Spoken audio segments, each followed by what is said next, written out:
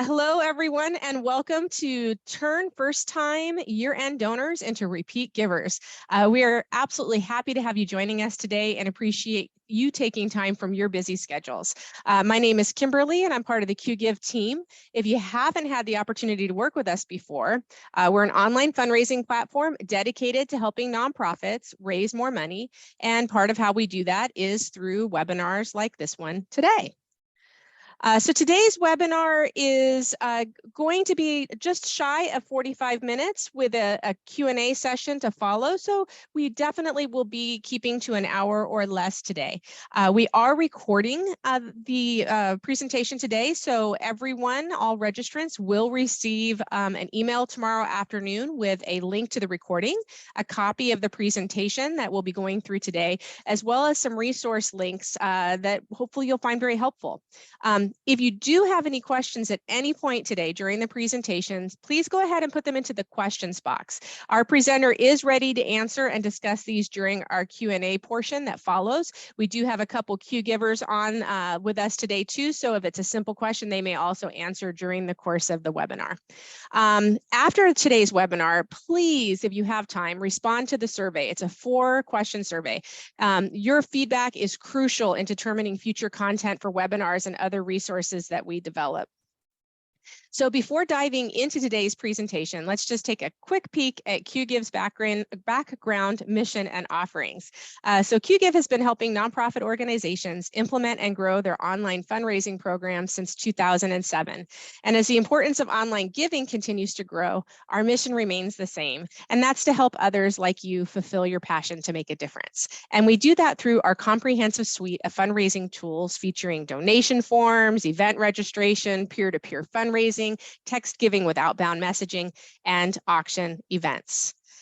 We do value our relationship and our with all of our clients and our partners, and we love to connect the two. So we are very excited today to introduce you to one of our strategic partners, Bloomerang, who helps nonprofit organizations reach, engage, and retain the advocates they depend on to achieve their vision for a better world through their cloud-based donor management application.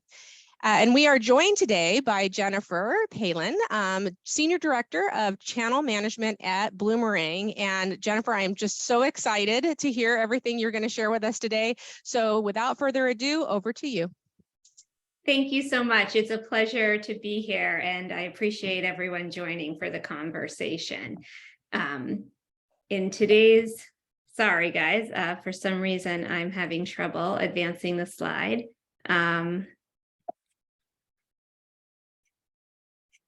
Kimberly, do you want to go and advance the slide for actually? Oh, thank you. I really appreciate that. Actually, you know what? I've got to hit one button and then I can do it. So thank you everyone for your patience. Okay, so first we're going to talk about, I'm going to walk you through a study of donor retention. And then we'll talk about why donors lapse, and why year-end donor cultivation is so important. And then we'll talk about a number of strategies to retain your first-year donors.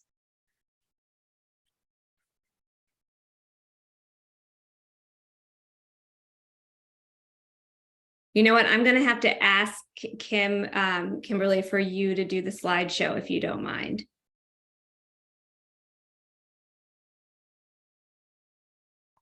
Hold on, I'm just going to get that slide ready for you. So hold on one second.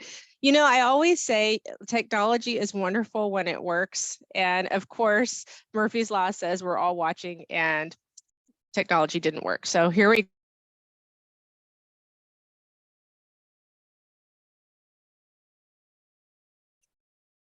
Terrific. So we just walked through the agenda and I'm ready for the next slide.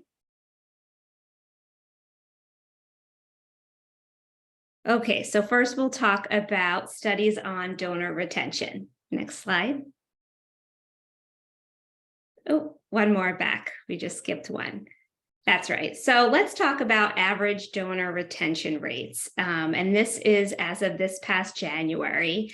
As you can see, first-time donors, we don't capture them again. Only about 18.6 donors that donate for the first time come back. So that retention is pretty low, and this is universal. And the average donor retention rate today, we're at 41.6%, which isn't terrible, but I think we can do better. And then, the studies do show that if you've gotten donors to give more than once, so after they've given 2 years or more, that goes up. That goes up exceptionally, up to 60+%. So, getting your donors to repeat more than once really makes a significant difference. Next slide. So here we have first-time donor retention rates. And if you take a look over the past few years, they are going down, which is really worrying because I feel like, especially with QGive, being able to donate in multiple ways is, growing and growing. There's text to give, there's peer fundraising, there's Facebook and other social media. So that being said, it's becoming harder to get donors to give more than once. In fact, sometimes the acquisition cost can be higher than the initial gift. Next slide, please. But if we take a look at repeat donor retention rates over the past few years, once you get that second gift, you're in much better shape. It is still going down a little bit, but you're still on average in really good shape if you can focus on donor retention. Next.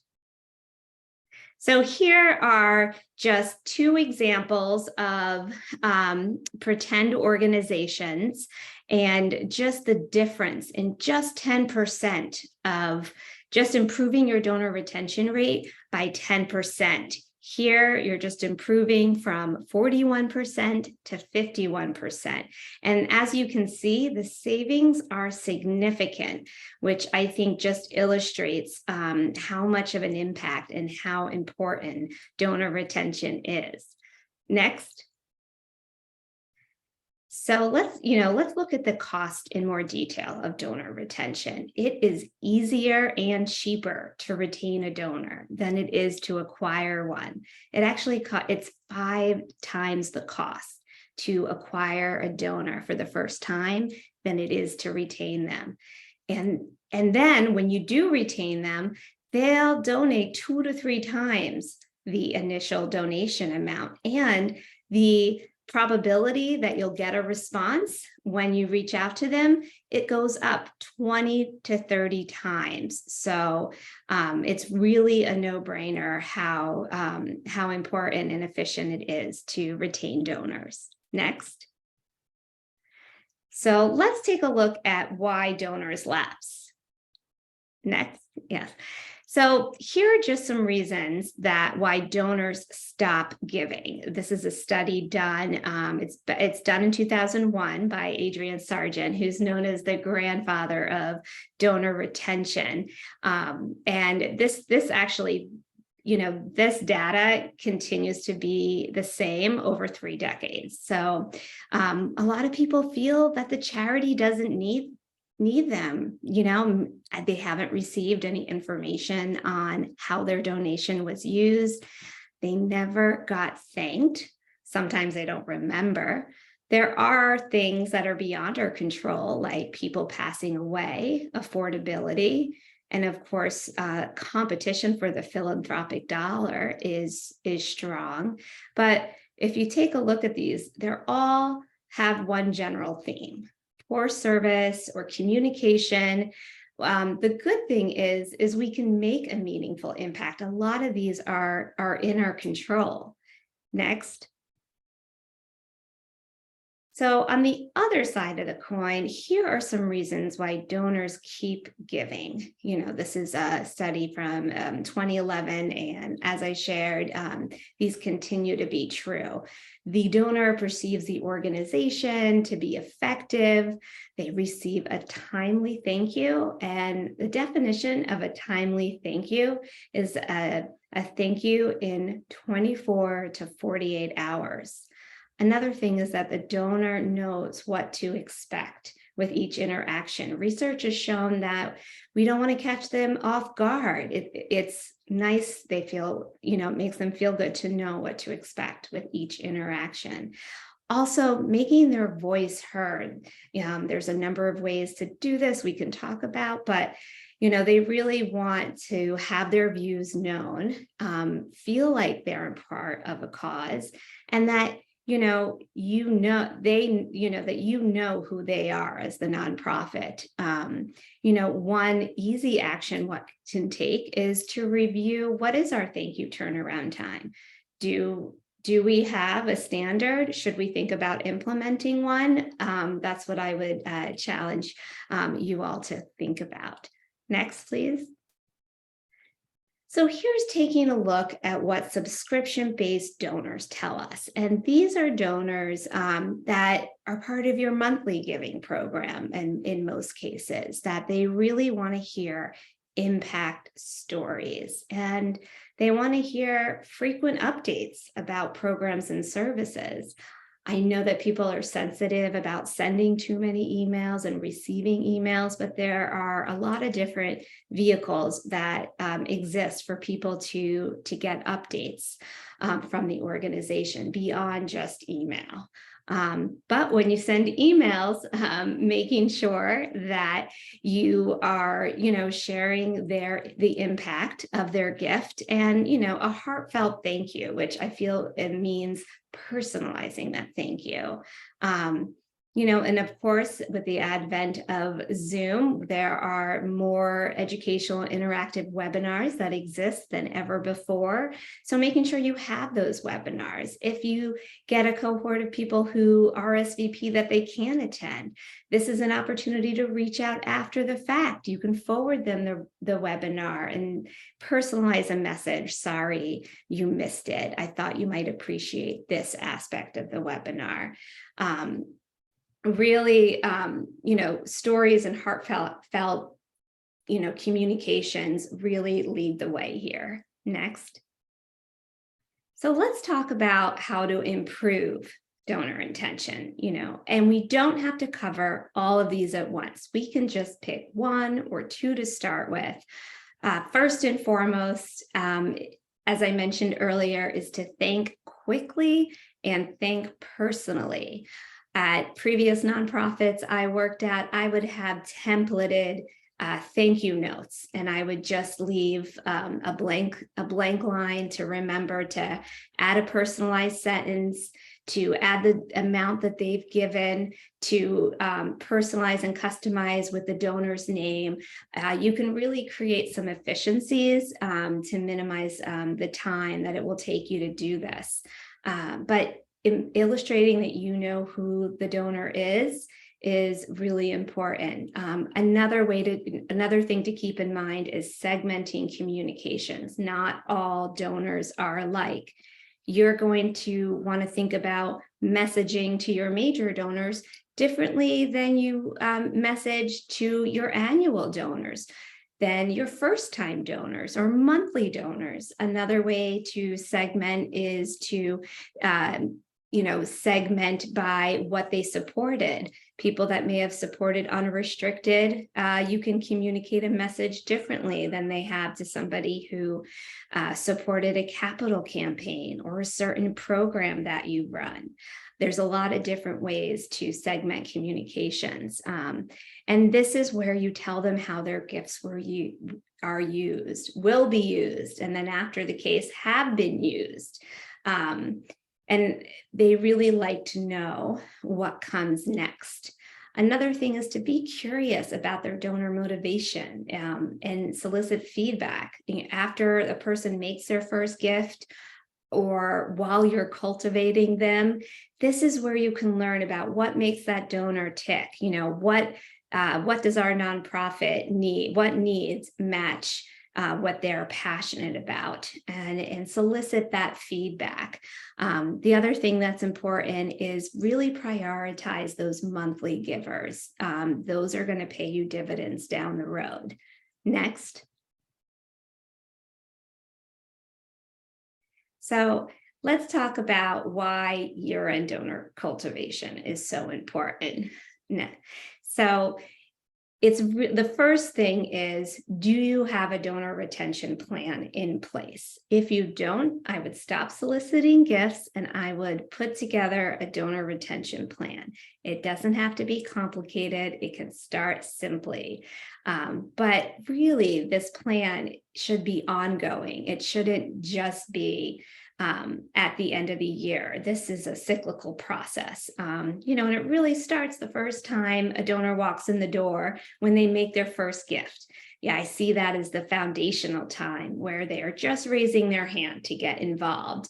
And this is the stage where you discover your prospective donors. How do they like being communicated with? I have an instance in the past where I emailed a prospect, called a prospect, left her messages, never heard back.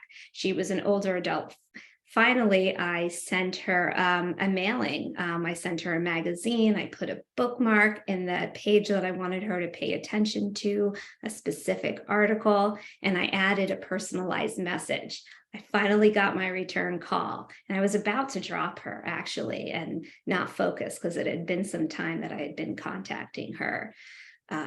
And donor cultivation and retention, it really involves, involves engaging those supporters who know about your organization. They may only know a little bit, but they are familiar. They have given once.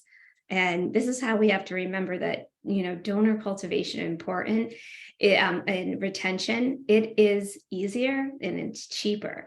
I think it's important to focus on acquiring new donors, but it's equally, if not more important, to focus on donor retention. I see these as the low-hanging fruit, the people that it's easier to neglect, but it's really important not to. Next, please. So really devote some time and energy stewarding these donors. You want to highlight ways that they can get involved.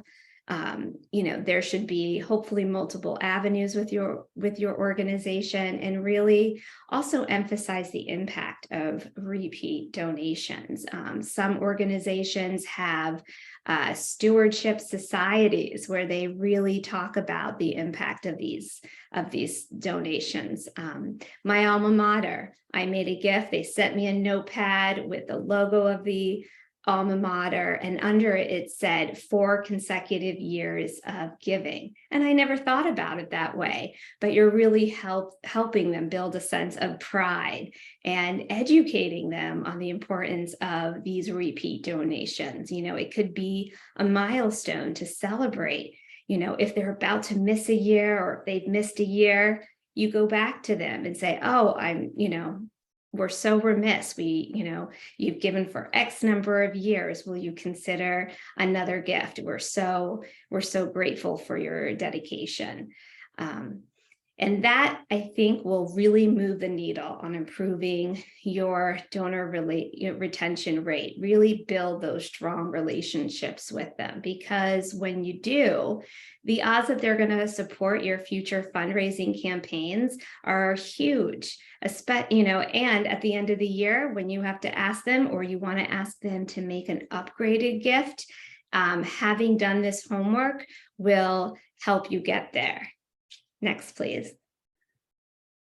So let's talk about or emphasize a few more strategies to retain first year-end donors. Next.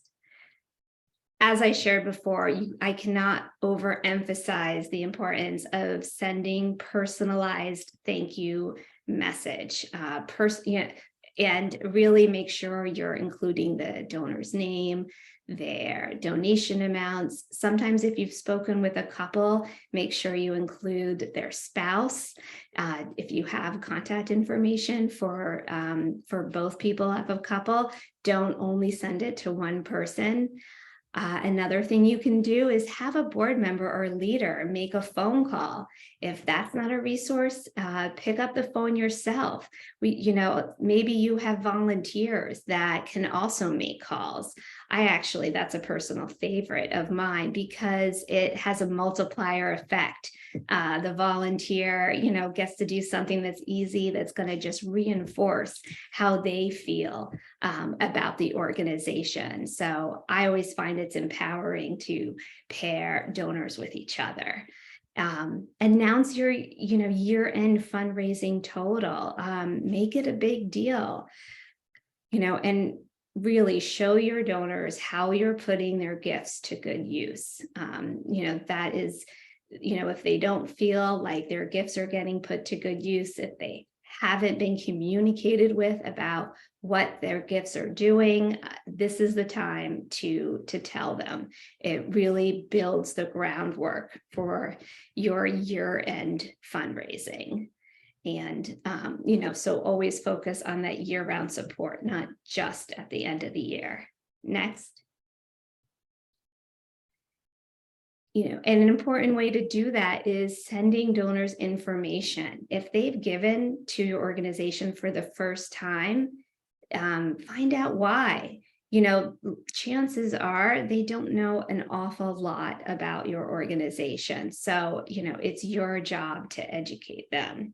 Everything from the history and mission and the goals, your current priorities and projects, a volunteer program and the history behind it, and also people, the staff at your nonprofit, because people give to people and you are the face of your nonprofit. If they feel like they're giving to something they can't put a person's name and face to, it's not going to personalize. It's not going to make the same impact. I thought this statistic was interesting. So nonprofits retain 31% of their first-time donors who make a gift offline, but only 25 online. So I think it just underscores the need to diversify your outreach. Make sure you're communicating them in multiple ways. If they've made a gift offline, start communicating with them online as well, and vice versa. You have to meet people where they are and in the ways that they like to communicate. If I'm working with an older adult, I'll send mail, or if they do email and phone, I'll give them a call. If I'm working with a millennial or younger, I may not leave them a voicemail. Maybe they prefer to interact by text or engage in social media. There's a lot of different ways for you to send them information about your organization. Next. And highlight ways to get them involved. A donor doesn't want to be solicited for another gift right away, or they don't want to hear from you at the end of the year and the last time that you've been in touch with them was last year. Make sure you're inviting them to events, panels, workshops, invite them in for a tour or invite them to lunch. If there's volunteer opportunities, that's a way for further cultivation. And in future communications, you can share ways to get involved while you're including donating. If you don't have a monthly giving program, I would really think about starting one, and if you gotten a first gift, let them know that you have a monthly giving program and encourage them to participate. Make it easy for them to opt in. If you accept in-kind donations, let them know that as well. And peer-to-peer fundraisers, they're getting more and more popular, and companies like QGive really help make it easy for people and nonprofits to conduct these peer-to-peer fundraising campaigns. And it's something, if you're not already doing, I would encourage you to consider. You really have to provide them with a variety of ways to engage with your mission. One thing sometimes I do, if you don't have a lot of volunteer opportunities, or maybe the person never can attend, make sure, if the webinar was recorded or the event was written up in a nonprofit newsletter, forward them that, add a personalized note. Say, I'm so sorry you couldn't come. Here's an article that highlights the event. I always encourage people to take advantage of the communications that are already existing. You don't have to recreate the wheel. Next. And track donor interactions to make sure you're appealing to them in a multiple ways. There is no way that you're going to be able to remember every email that you send to them, every phone conversation you've had, or that they've had, what they've been responsive to, what they've attended off the top of your head. There are great donor management systems in place, including Bloomerang, to help you do that and to help you run reports. One thing I'll mention is that a database is only as good as you update it as the person entering the data. So really lean on that information to customize how you reach out to them, to gain insight and to help build that relationship. And if you don't know how to do that with your software, reach out to the provider. I know at Bloomerang, we offer these services. And if you don't know your donor retention rate, that's an important question to get answered. And there are a lot of ways and people that could help you. And your donor management software company is key to that. Next. Remind donors about matching gifts. I found this statistic alarming. Donors are 84% more likely to give a gift if it's if there's a matching gift opportunity. That's huge. And not everyone even knows about it. A lot of people are, have that opportunity. So remind new donors that that's an option. I've seen a giving page where it prompts you, does your company offer a matching gift program? You hit the down button and there's a bunch of companies for them to select. And then if it's not on there, it prompts them to ask. It really makes donors feel more fulfilled, knowing that their contributions will have an even more significant impact than they initially thought. So it really, and then if, when their employer offers matching gifts, it helps motivate them to give again and more donations in the future. So, it's something that you should consider investing in if you don't already have a matching gift program. Next. So send a survey to gather donor feedback. So, and a good time to do this is in the new year after you, after a year-end giving campaign wrap up. If you don't have the technology or resources to gather that donor feedback, you can gather it in other ways. You can give them a call on the phone, have a one-on-one meeting. But the questions you should ask below, what inspired you to give to the organization, how likely you are to donate again, what the process is. There's an old adage in fundraising that I like that says, if you want to ask someone for money, ask for their advice. And if you want to ask someone for advice, ask them for money. But they really will respond if you engage them with these questions. And it shows that you value their insight. Next. So as a wrap up, I would say really make retention a priority. If you don't have a donor retention plan in place, or you don't know what your donor retention plan is, really spend time on this. And have a second gift strategy. As soon as that person makes the gift and you start engaging them with stewardship, have a game plan in place. Write it out, put it in your database, and that will inform how you work towards that second gift. And really put emphasis on the personalized communications and thanking them.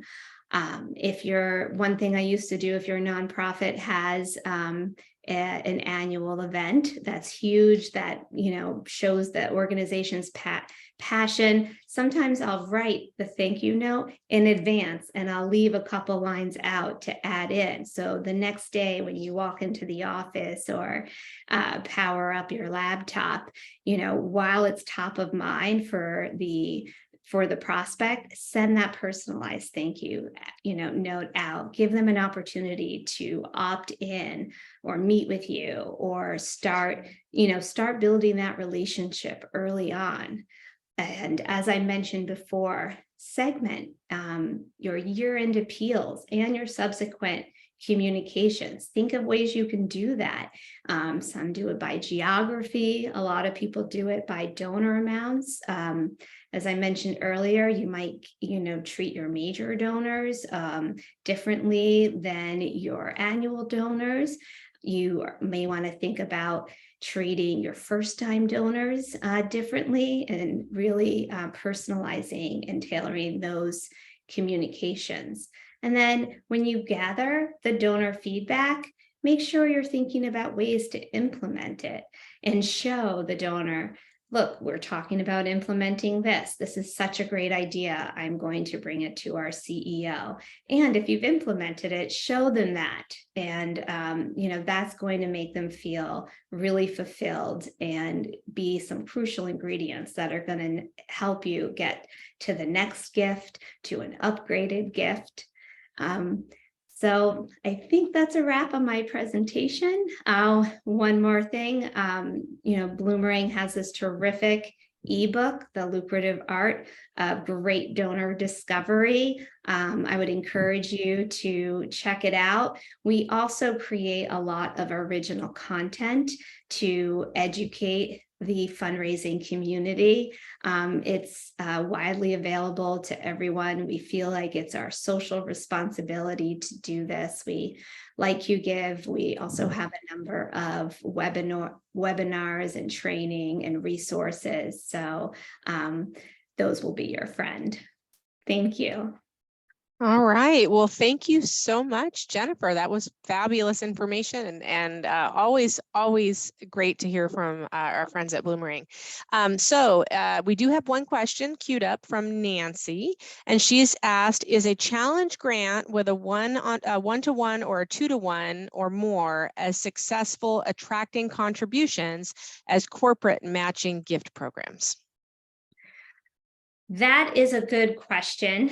I don't have specific research data on it. I do find that challenge gifts can be very motivating. My advice on that, having done a number of challenge gifts, is that keep it simple. You don't want to have them do a lot of math to get to that number. I think keeping it simple, especially if you're trying it for the first time. And then I would say, make sure you have the resources. It is, there is more administration involved in keeping track of matching gifts. Make sure you have a software program, or you're thinking from the back end how to manage that. The other thing I've tended to do is I see it as a marketing opportunity. So I might have a personal conversation with a donor. Let's just say, for example, they're going to make a $25,000 gift at the end of the year. I'll say, hey, can we use this to challenge other donors? And between me and the donor, I know they're making that gift either way. But let's just use this to challenge it. And people might say that might not, I don't see it as duping, but I want to make sure I'm in a situation with a donor that if we don't get to that number, that they're still willing to give it. Or if they're not, maybe they're still willing to give 2/3 of it, or let's do a continuation of the match. I just worry about the stress of something being significant and then not getting there. But if you have the resources to do it, I certainly would. I don't think it's going to make as much of an impact if you were comparing it to matching gift programs. Matching gift programs tend to be pretty easy. So I really wouldn't think of it as an either or. Definitely do the matching gift program. If you want to try a challenge grant and you think you have donors that would really raise their sights and motivate them, and maybe they're willing to send communications, I would try to give them as much of a role in being the voice of that. But it's something people have seen results in, so I wouldn't discourage you from trying it. Well, good question and fabulous answer. Thank you, Jennifer. So if any of you are being shy and thinking about putting a question in, we do have some time, but we do have a couple pre-submitted questions, so I'm going to go to those at the moment. Are there any last minute year-end fundraising advice that you would want to share, Jennifer, in addition to everything we talked about today? I would say, make a plan for your year-end fundraising. Who are you going to reach out to first? And how are you going to do it in a way that motivates everyone in the nonprofit? One thing I've been a part of that you might want to consider is have a calling day where you have a contest. Who makes the most calls? Who makes the most connects? Who closes the most gifts today? And reward that, and make it fun and make it motivating for everyone involved. On the other end, have thankathons, have a day, maybe it's after the close of the year, where everyone is, where the same principles are applied, but it's to thank people. Give your volunteers a chance to do that as well. I really think there's a lot of power to connecting donors with each other. So I'm, one of the reasons I'm a huge fan of stewardship. But I think that's one way that I hadn't talked about to really motivate the organization and get people excited about making those year-end calls. Another thing is have that elevator pitch prepared. When you're making a call to, especially to donors that given before, make sure you have in front of you the amount that they gave last year and when they gave it. That's a question you're going to be asked. If you're thinking about trying to ask for an upgrade, which I always recommend, you can say, last year you made a gift of this, and that gift helped us accomplish this. The need now is greater than ever. Would you consider an upgraded gift of Y? I'm a big fan of putting the number and trying to be kind of appropriately aspirational. But I think those are some other strategies that have been helpful, especially when you're making multiple calls, and you'll develop a rhythm too. Great, love it. Another question for you is, what's the most important thing nonprofits should do with new donors they welcome at the end of the year? Very good question. Thank, and thank. I would say you cannot overthank somebody. Thank them, and thank them in a personal way. Make sure you've been cultivating them, for the year. If you haven't, you can do going forward. I wouldn't say not to call them, but really, donor retention is that cyclical process. You should not be only contacting people at the end of the year. And, right now we're in beginning of November. If we know we're going to be calling them in a month and a half, this is the time to build that donor retention plan. Send an email to them this week, send a follow-up. So when you're calling December 10th, December 15th, you've recently just communicated with them. I would really build those contact points. Gotcha, thank you. And Margaret has asked a question. So during the thank you phone-a-thon, if you have to leave a voicemail, do you suggest avoiding the ask and just sticking with a thank you? That is a good question. It's really a personal preference. Well, if it's a thank-a-thon, I would thank them, not to not to combine the two. I really wouldn't ask for that gift. If it's end of year and you know, I would say do both. You never, you know, you're never faulted for thanking them. Thank you so much for your gift last year. I see people that have made major gifts 4 or 5 years ago. Oh, you've been such a steadfast supporter. Your gift, and that could have been 5 years ago, and you thank them. So I think even when you're asking, you're thanking. Good point. Good point. Well, it looks like that was, unless somebody chimes in, that was our last question. So, thank you, Jennifer, for everything and all the great information from today. And thank you to all of you for joining us.